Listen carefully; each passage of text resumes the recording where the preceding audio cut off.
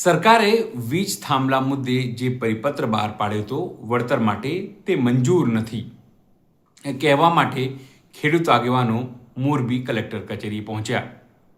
ત્યાં અલગ અલગ લોકો સાથે જ્યારે વાત કરી તો ખબર પડી ખેડૂતોને બહુ મુશ્કેલી છે. સરકાર જે યોજના બનાવે છે તે યોજનામાં પણ એવા માપદંડો મૂકે છે કે તે ખેડૂતોને લાભ મળી શકતું નથી. ખેડૂતો એ વાતથી બી પરેશાન છે કે જે લાભ આપવાની વાત હોય છે, લોન આપવાની વાત હોય છે, સરકારની યોજનાની વાત હોય છે, તેમાં પણ માત્ર દેખાડવાની વાત હોય છે. એ વાતની નારાજગી પણ ખેડૂતો વ્યક્ત કરી રહ્યા છે. ખાસ કરીને જે 2000 રૂપિયા આપીને સરકાર ખેડૂતો ઉપર સન્માન નિધિના નામે અહેસાન જતાવે છે અથવા આભાર વ્યક્ત કરવાની વાત કરે છે, તેને લઈને પણ નારાજગી જોવા મળી. નમસ્કાર, હું છું ચિંતામણી પુત્રેલ પટેલ. સ્વાગત છે આપનું અમારા કાર્યક્રમમાં. ખાસ કરીને અલગ ખેડૂતો પોતાના અલગ મંતવ્ય આપી રહ્યા છે, પણ ખાસ એક ખેડૂત આગેવાન તેમણે સ્પષ્ટપણે એક વાત કહી કે આ સરકાર ઉદ્યોગપતિઓની છે, ઉદ્યોગપતિઓનું ધ્યાન રાખે છે. આ ખેડૂતોની સરકાર નથી. એમણે વડાપ્રધાન નરેન્દ્ર મોદી અને તેમની નીતિઓની જે રીતે આલોચના કરી છે તેનાથી સ્પષ્ટપણે થાય છે કે ખેડૂતોમાં કેટલી નારાજગી છે. આવો સાંભળીએ આ ખેડૂત આગેવાન શું કહી રહ્યા છે.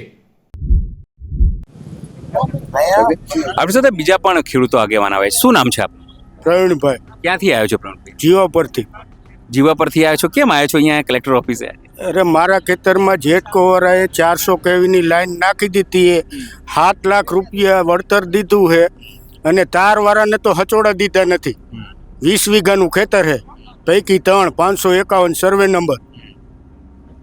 તો પછી આ લોકો કંઈ આપતા નથી ને આ કરી દીધું? તારવાળાને તો કાંઈ નથી દીધું. થાંભલામાં મેં 7 લાખ રૂપિયા લીધેલા છે.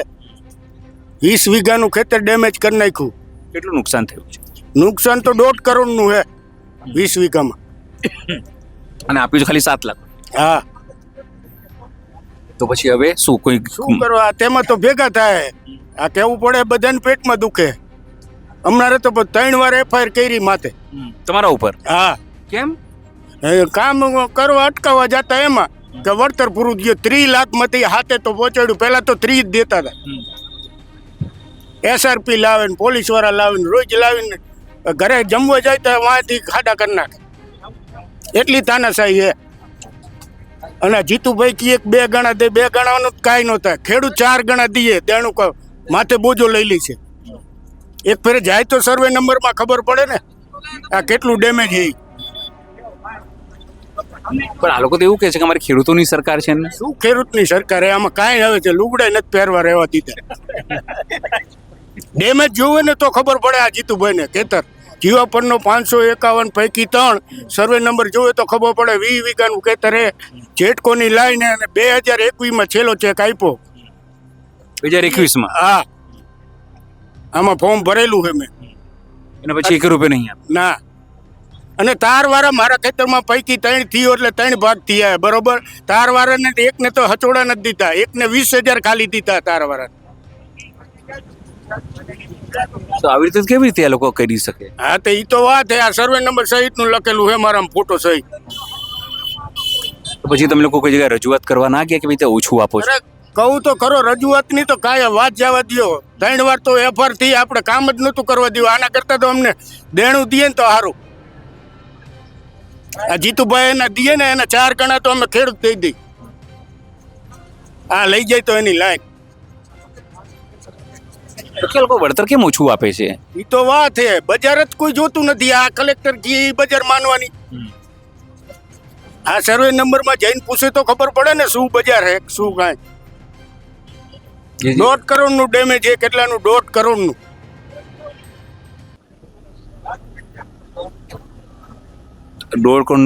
ની સામે તમને 7 લાખ રૂપિયા? 7 લાખ રૂપિયા. અને તારવાળાને તો બિલકુલ નહીં. આ સર્વે નંબર મારા લખેલા કહી દઉં કે 551 પૈકી 3 જેટકોની લાઈન 400 કેવી. કેટલા લોકો છે તમારા ઘરમાં? મારા ઘરમાં 5 લોકો. કેટલી વીઘા જમીન છે? 20 વીઘા જમીન તમે કીધી. હા. 20 વીઘામાંથી 1.5 કરોડનું નુકસાન છે. એટલે 20 વીઘામાં 3 ભાઈ છે. અચ્છા. પૈકી 3 છે. 10 માંથી 2 ભાગ ભાઈના થયા. એમાં 2 છોકરાના 2 ભાગ બીજા થયા. રોડ રંગપરવાળા રોડ ટચનું ખેતર છે, આટલું ડેમેજ થઈ જાય. રંગપરથી જીવાપરનો રોડ જાય ને રોડ ઉપરનું જ ખેતર છે. એટલે આ પબ્લિક એમ થાય, એ તો સર્વે નંબરમાં જઈને જોવે ને તો ખબર પડે. આ ઓફિસે બેઠા કેવી રીતે ખબર પડે? કોઈ 12માં લેવલ વાળી નથી. 22 નો ભાવ હે, 22 નો જ હું કહું. 10 રૂપિયા વધારે નથી કહેતો, 22 નો જ ભાવ કહું જીઓ પર સર્વે નંબરનો, બરોબર. અને 12માં કોઈ લેવલ નથી, એટલે કેટલું ડેમેજ થયું? વીઘે 8 લાખનું થયું ને.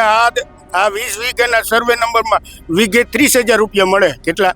ખાલી 30,000 રૂપિયા. ગણો ને, પણ 7 લાખના 20 વીઘાના ખેતરમાં ગણો જોઈએ. 8 લાખ 7 તરી 21, અને ડેમેજ કેટલું થયું? આ મેહુલભાઈ કી એ વસ્તુ સાચી છે. એ તો મોટું ખેતર હોય ને એને ખબર પડે.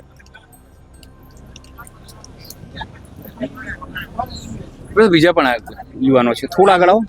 હા, થોડા આગળ આવો. શું નામ છે આપનું? સંકેત અઘારા. સંકેતભાઈ, શું કહેશો? તમે લોકો યુવાનો છો, અત્યારે ખેતીની વાત આવે ત્યારે એવું કહેવામાં આવ્યું કે યુવાનો નથી ખેતી કરતા, અને તમે લોકો ખેડૂત આંદોલનમાં આવ્યા છો આજે. હવે ખેતી આમાં શું કરે? દઈ દીધો આપણે, મત દીધા, પછી આવ્યો શું? થાંભલો. થાંભલામાં હવે બાયોડેટામાં એમ લખવું પડશે કે અમારે ફલાણા જગ્યાએ આવડી જમીન હે, એમાં આટલા તો થાંભલા હે. હવે બાયોડેટામાં ઉલ્લેખ કરવો જોઈએ. અમથી જમીન ઓછી પડે. હા, આમથી અહીંયા જમીન ઓછી પડતી હતી. હવે પેલા પૂછે હું કે છોકરાને કેટલી જમીન હે. જો સર્વે નંબર જે છે ખેડૂત દેખાડે છે આ કે જેમાં નુકસાન થયું છે. હા, બિલકુલ સ્વાભાવિક છે. તો પછી શું કરશો હવે અઘારા સાહેબ? જો શાનમાં નહીં સમજે તો એ સરકાર એની તૈયારીમાં રહે. બાકી અમને બધું કરતા આવડે. આવો દાદા, બેસો. તમે બેસો. ના, પણ તમે લોકો આટલા દિવસથી તમે લોકો આંદોલન કરી રહ્યા છો, ગાંધી ચિંધ્યા માર્ગે ઉપવાસ આંદોલન, તો આ સરકાર કેમ નથી સમજી રહી વાત? તમે લોકો સિમ્પલ વસ્તુ માંગી રહ્યા છો, ભાઈ અમે 4 ગણા કે જે માંગો છે એમને આપો. સરકાર પોતાની રીતે 2 ગણાની બધી વાતો કરે છે. હવે સરકારમાં તો એવું હોય, પેલા આગળથી જ લોલીપોપ એને લઈ લીધો હોય તો હવે ન સમજે. ભાઈ કહે ને લાતોના ભૂત વાતોથી ન માને, તો પછી હવે આ તો ગાંધીજીના માર્ગે હાલી એટલું સારું છે. જો ભગતસિંહના માર્ગે હાલશું ને તો સરકારને જોવા જેવી થાય. બહુ નારાજથી સરકાર છે, બહુ નારાજ. હા, બહુ પહેલેથી. હવે તો બીજા દાદા છે, આપણે એમની સાથે પણ વાત કરીશું. દાદા, શું નામ છે આપનું? રમેશભાઈ નંદાસણા, ગામ આણદા, તાલુકો જોડિયા, જિલ્લો જામનગર. છેક જામનગરથી તમે અહીંયા આવ્યા છો સહયોગ માટે. તમારે ત્યાં બી થાંભલાનો સવાલ છે? અમારે પણ રિલાયન્સ અદાણી 2 લાઈન આવે છે. ને ખરેખર તો સાહેબ એ કેવું છે કે આ વનમેન સત્તા સરકારે મન પડે એમ ખેડૂત ઉપર આવો અત્યાચાર કરે છે, આ ખરેખર યોગ્ય નથી. ને આ તો પ્રાઇવેટ કંપની છે, ગવર્મેન્ટના વિકાસ ક્યાં? આ ખેડૂતનો વિનાશ કર્યો છે, બાકી કાંઈ વિકાસ કર્યો નથી. ને જો વિકાસ કર્યો હોય તો આજે ખેડૂતને આટલા બધાને ભેરું થવું પડે? વિકાસ કરે છે. ખરેખર મને તો એમ લાગે કે ખેડૂતનો વિનાશ થયો. ખેડૂત દુઃખી ન હોય તો અહીંયા કોને ટાઈમ છે અત્યારે આવવાનો? વાવણીનો સમય છે, વાવણીનો સમય છે, ને ખેડૂત અત્યારે બધા અહીંયા કલેક્ટર કચેરીએ છે, તો આ ક્યાં યોગ્ય છે? ને આ મોદી સાહેબને કે એની સરકારને ખબર નથી. વાઘાણી સાહેબ એમ કહે છે કે સરકારને આ સહાય આપી, હમણાં એને ડિક્લેર કર્યો, મગફળીના અનાજ બિયારણ માટે ડિક્લેર કર્યું છે. 50% બિયારણ ઉગ્યું નથી. પાછી કપાસની જાહેરાત કરી છે. જેટલી અરજીઓ આપે છે ખેડૂત ભરી છે એમાંથી 20% જ બિયારણ આપ્યું. તો બાકીના તો ખેડૂતને આટો ફરીને પૈસા પાછા એ જ ખેડૂતને આપ્યા 17,000 રૂપિયા. આ કપાસનું ડિક્લેર કર્યું છે તો પાછી એમાં એ જ સ્થિતિ થશે. 14,000 રૂપિયા આપવાની વાત કરી. 14,000 રૂપિયા આપવાની વાત છે. એમાં લાખો અરજી થશે, એમાં 10% અરજીઓને પૈસા આપશે, બાકી ખેડૂતને જ આપે છે. એમાં સહાયનો ક્યાં પ્રશ્ન આવ્યો? ને અમારે તો એની સહાય જ નથી જોતી. બોલો, એકેય ખેડૂતને પૈસાની જરૂર નથી. એના 2,000 એની ઘરે રાખે, એને કાંઈ પણ જે સબસિડી માન્ય છે એટલે ખેડૂતની જરૂર નથી. ખેડૂતને પોષણ ભાવ જોઈએ છે. એક સબસિડી એની એકેયમાં માન્ય નથી અમને, એને જોતેય નથી અમને. હવે 400 રૂપિયા ઘઉં પોસાય, ખાતરના ભાવ 2200 રૂપિયા થઈ ગયા, ખેતર 400. મારા બાપુજી વખતના હતા 300 રૂપિયા, આજે મારા 60 વર્ષ થઈ ગયા તો કહું 400 રૂપિયા. તો આજે એની સામે ડીઝલ 3 રૂપિયામાં સાહેબ મેં ભરાવેલું છે, 3 રૂપિયામાં 3 રૂપિયામાં ડીઝલ મેં ભરાવેલું છે, અત્યારે 100 રૂપિયા થઈ ગયા. તો એ સામે મગફળીના ભાવ એ નહીં, કપાસના એ નહીં. 15 વર્ષ પહેલા 1400માં કપાસ વેચાતો હતો, તો અત્યારે 1400માં વેચાય છે. આ ખેતી લક્ષી સરકાર જ નથી. આ ખાલી પ્રોત્સાહન આપે સરકાર માટે, આમ છે તેમ છે, કાંઈ એ માયલું છે જ નહીં. આ લોકો માત્ર દાવા કરે છે, બાકી ખેડૂત લક્ષી એક એવો પરિપત્ર નથી આવ્યો કે ખેડૂતને લક્ષી હોય એવો પરિપત્ર આવ્યો નથી આ 60 વર્ષની ઉંમરમાં. દાદા આ લોકો કહે છે કે દર 3-4 મહિને 2000 રૂપિયા બી આપીએ છીએ ખેડૂતો, પણ 2000 રૂપિયા તો ખેડૂત દે ને હામાં જોતા હોય તો. ખેડૂત એવો નબળો નથી, સમજી લેજો. બાકી મગફળીના 2500 થી હેઠે મગફળી પોસાય નહીં ને 2000 રૂપિયા હાટો ખેડૂત મામાલ રહીએ, અહીંયા લાઈનમાં ઉભો રહીએ ખેડૂત ને. એવો ખેડૂત માયકાંગલો નથી, એને બેને અમારે 5-5 દેવા છે. ખેડૂને આને ઘટતી હોય સરકારને તો ખેડૂત બધા 5-5 દેવા તૈયાર છે. બાકી આ મામા બનાવવાનું બંધ કરો એને કઈ આ ના હાલે કે મન પડે એમ. આજે મારી પ્રોપર્ટીની કિંમત ઈ કરે. જેટલા ધારાસભ્ય, જેટલા સંસદ સભ્યો છે એની ક્યાં પ્રોપર્ટી છે એની મને ખબર છે. એની કિંમત આ બધા ખેડૂત કરશે. અમારા ભાવને એ નક્કી કરતા હોય કે આની વેલ્યુ આ, હવે પોતાની વેલ્યુ નથી ને અમારી વેલ્યુ કરવા નીકળ્યા, બોલો. એની કેટલી વેલ્યુ છે, એની વેલ્યુ હોય તો આ સરકાર અત્યારે અહીંયા હોય. આ ખેડૂત લાઈનમાં ઊભા છે એ અહીંયા હોય. હવે ને પાછા આપણે સમજાવે તમારી માર્કેટ વેલ્યુ શું. હવે તમે આઠાના જોગ હો ને તમે આને સવાલ કરો. ખરેખર આ વસ્તુ આ ખેડૂને આ મન પડે એમ દઈ દીધા મત, આ ખરેખર છે ને ભૂલ આપની છે. તેથી મોદી સાહેબ કરીને દીધા. હવે તકલીફ છે આ બધાને ખબર નથી ને તોય એની જ સત્તા આવેલી. ખરેખર તો મિસ્ટેક આપની છે ને, 100% દીધા. હવે તો સાહેબ અમને ભરોસા જ ઉડી ગયા, સરકારના ઉડી ગયા. ધર્મના નામે દઈ તો અહીંયા મારા દીકરા ખાઈ જાય. પૈસા મંદિર રામ મંદિરમાં થાય, રામ મંદિરમાં સાહેબ અમે પેટ ભરીને પૈસા દીધા છે ને હવે ઉहाँથી એ ઠોકી જાય તો હવે આમાં રામના નામે લઈ જાય. હવે દેવા કોને આમાં એ સમજાતું નથી. હવે તો અમને એમ લાગે છે કે આ ધર્મને ગાંઠ વારીને અભયરાય ચડાવી દેવા ભગવાનને. રામે ભલે અભયરાય ઉપર બેઠા એટલે સરકારે અભયરાય ઉપર બેહાર દેવી છે. એટલે અમારે કોઈની કઈ જરૂર નથી. અમારે જાત મહેનત જિંદાબાદ, મહેનત કરીને ખાવું જોઈએ. એનું સબસિડી નથી જોતી, દાને નથી કરવું, કાંઈ નથી કરવું. બાકી એ જે કરવા નીકળ્યા છે ને એ સદંતર ખોટી વસ્તુ છે. તમારી મિલકત હોય, આજે અદાણીની મિલકતની વેલ્યુ અમારા ખેડૂત કરશે કે ભાઈ તમે કરી શકો ને એની મિલકત, તમારી માર્કેટની વેલ્યુ છે તો એ આ લોકો નક્કી ન કરી શકે. એને નક્કી વેલ્યુ અમારી કરવી છે તો આ લોકોને હક તો છે ને સાહેબ. આ બધા ભારતના નાગરિક છે અમે, બરાબર છે. કોઈ લોકશાહીની અંદર ગમે તે એમ કે મનમાની મુજબ કરવાની એ વસ્તુ ખોટી છે, એ વ્યાજબી નથી. લોકશાહી ત્યારે થાય ને ખરેખર તો આ ખેડૂત કહે છે કે આમ સુખી થયો, ઓલો સુખી થયો, દેશ આઝાદ થયો. ખેડૂત આજની તારીખે આઝાદ નથી થયો. ખેડૂત આઝાદ થયો એવું મને દેખાતું નથી. ખરેખર આ ગુમરાહ જ કરે છે. ખેડૂત આટલો બધો સુખી ને સંપન્ન હોય તો આજે આ બધા હજારો લાખો ખેડૂત અહીંયા લાઈનમાં ઊભા છે. શું કામ? ખરેખર સુખી છે જ નહીં. એને આંકડાની ખબર નથી. એક ખેડૂત ઉપર મારા હિસાબ મુજબ 5 લાખથી માંડીને 25 લાખ રૂપિયાનું દેણું હોય. મને એવો અંદાજ છે કે એક ગામડે જઈએ તો મંડળીના એટલા ધિરાણો છે, બેંકોના એટલા ધિરાણો છે. એટલે આ મોટી કરે કે 5 લાખ રૂપિયાનું કેસીસી ધિરાણ આપશું. આ 5 વર્ષથી તો કરે છે તો અમલમાં તો આવતું નથી.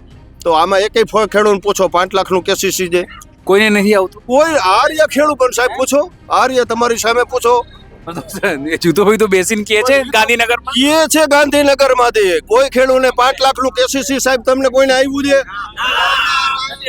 તો વાં બેઠા તો એમ કહે છે પણ કોઈને ક્યાં આપે છે, ખાલી ડિક્લેર કરે છે. બાકી ખરેખર કાંઈ એ હોતું જ નથી. તો આ ગપ્પુ મારે છે બેસીને ત્યાંથી. હવે આમાં ગપ્પુ શું? હવે અમને તો આમાં વિશ્વાસ જ ઉડી ગયો હાવ. ભારત સરકારમાં એક પણ પરિપત્ર આવે ને એ સીધી મોટામાં મોટી મિસ્ટેક મારા ખેડૂતની છે. ડિક્લેર કર્યા ફેરું સીધું અમલમાં શું કામ ભાઈ? તમે થોભો, વિચારો, જાણો, પછી અમલમાં કરો ને. આ તો સીધું દાંતેડાની સહાય કરે તોય લાઈનમાં એટલે આપને એવા માઇકાંગલા હૈ એની સબસિડી જોઈ છે એનું કાંઈ જોતું જ નથી. જ્યાં સુધી ખેડૂત સક્ષમ કેદી થશે, લોન લેવાનું બંધ કરશે, એની સહાય લેવાનું બંધ કરશે ને કોઈ પણ જગ્યાએ આગળ આવીને ટ્રેક્ટરની લોન નહીં લેવાની નથી જોતી આપણે એની, મારુતિની નથી જોતી. જ્યાં સુધી ખેડૂત સક્ષમ નહીં થાય ત્યાં સુધી આ જ પોઝિશન થવાની છે, નકર ખેડૂત કાયમી દુબળો જ રહેવાનો છે.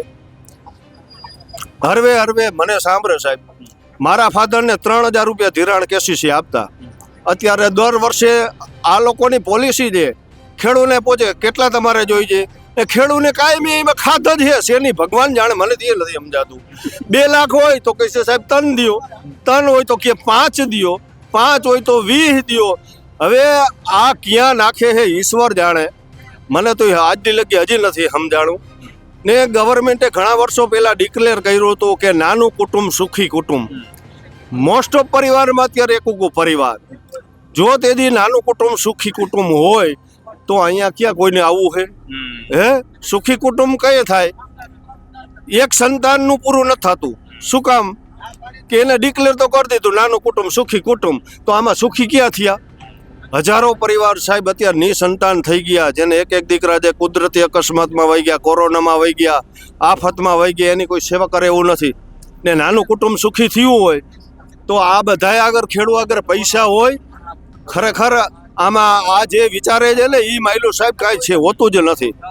એ ખેડૂતની એ મજબૂરી છે કે કાંઈ સહાય આવી નથી ને કાંઈ કાગળિયા કર્યા નથી. એક છોકરો તો કાગળિયામાં જ ડવરો ન થતો. રોજ નવી આયોજન આવે ત્યાં વળી કઈ ચાલુ કરો કાગળિયા. છેલ્લા 15 વર્ષથી આ સાહેબ નવા કાગળિયામાં જ ખેડૂત ટાઈમ કાઢે છે. એ ખરેખર મને તો આ લાગે છે કે સરકાર કાંઈ નહીં તો કાંઈ ખેડૂતને ગેરમાર્ગે દોરે છે. જ્યાં સુધી ખેડૂત પોતાની રીતે સક્ષમ નહીં થાય ને સમજશે નહીં ને ત્યાં સુધી ખેડૂત આગળ આવશે નહીં. આપણી સાથે બીજા પણ યુવાનો આવ્યા છે અહીંયા બોલવા માટે. અરે બોલો અરે આવો યાર, કેટલા બધા લોકો ઉભા છે બોલવા માટે, કોઈ તૈયાર? આવો શરમાવાનું શું છે? આવો આટલા બધા ઉભા છે, કોઈ નહીં બોલતે? આવો દાદા, આવો બોલવા માટે.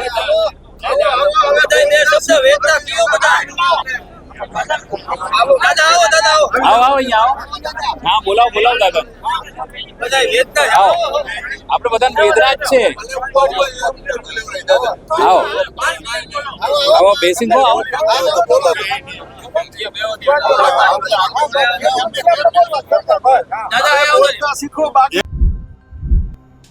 આ ખેડૂત આગેવાનની વાત સાંભળીને આપને શું લાગે છે જરૂરથી અમારા કોમેન્ટ બોક્સમાં કમેન્ટ કરજો. એ સિવાય અમારી યુટ્યુબ ચેનલ લાઈક કરો, સબસ્ક્રાઈબ કરો, બેલ આઇકન દબાવો, સાથે અમારા નવા ઇન્સ્ટા પેજ અને ફેસબુક પેજને પણ ફોલો કરો, લાઈક કરો અને શેર કરો. અત્યાર માટે બસ આટલું જ. નમસ્કાર.